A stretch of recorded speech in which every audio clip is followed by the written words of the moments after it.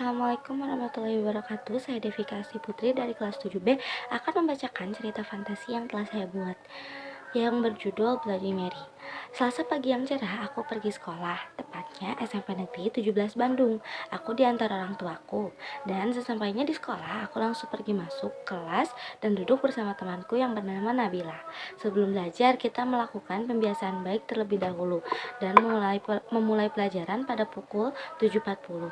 Pelajaran pertama yaitu Bahasa Indonesia, mulai pukul 7.40 sampai pukul 9.40. Lalu selesai pelajaran Bahasa Indonesia, aku pergi beristirahat. Lalu pelajaran kedua pun mulai, tetapi tidak ada guru yang datang. Ketua kelas yaitu Siva langsung memanggil guru, dan ternyata guru itu tidak ada. Ternyata sedang ada rapat yang sedang dilaksanakan. Lalu karena tidak ada tugas, kami pun bermain di dalam kelas. Zahra temanku mengajak untuk bermain Bloody Mary.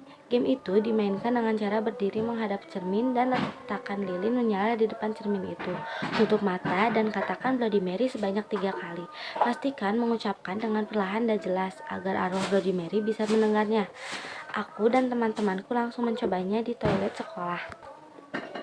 Temanku Zahra berdiri di sebelah kananku, Nabila berdiri di sebelah kiriku, dan temanku Cyril berdiri di belakangku.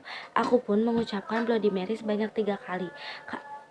Dengan keadaan ruangan yang gelap dan lilin menyala, aku pun merasakan seperti ada angin yang lewat di belakangku dan ada bayangan di cermin, tetapi bayangan itu masih samar-samar. Dan aku pun mencoba lagi untuk kedua kalinya dengan mengucapkan Bloody Mary 3 kali. Dan temanku bilang, itu lihat di cermin. Semua membuka mata dan semua melihat, termasuk aku. Tetapi saat melihat cermin dan semua temanku tidak ada di sisiku, aku pun memanggil, di mana kalian? Tidak ada yang menyaut, dan saat aku melihat di sekelilingku, aku berada di tempat lain. Di mana aku? Aku pun berjalan menelusuri, mencari jalan keluar, dan aku pun tersesat, tak menemukan jalan keluar.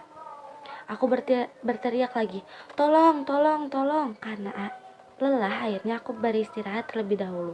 Saat aku beristirahat, sosok perempuan cantik berbaju putih menghampiriku dan berkata, mengapa kau bisa ada di sini? Lalu aku pun menceritakannya yang telah aku alami.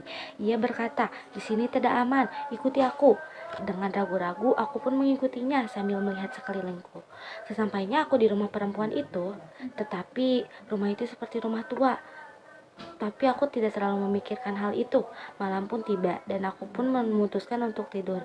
Malam telah berlalu, dan pagi pun tiba. Aku memutuskan untuk melanjutkan perjalananku mencari jalan keluar. Dan aku pamit dan berterima kasih pada perempuan itu. Aduh, aku lupa sesuatu. Aku tidak menanyakan siapa dia. Lalu aku pun jalan dan bertemu lagi seseorang. Ia memakai baju hitam dan rambutnya hitam, menatapku dengan mata dia yang berwarna putih tanpa bola mata, muncul dengan sekejap dan menghilang.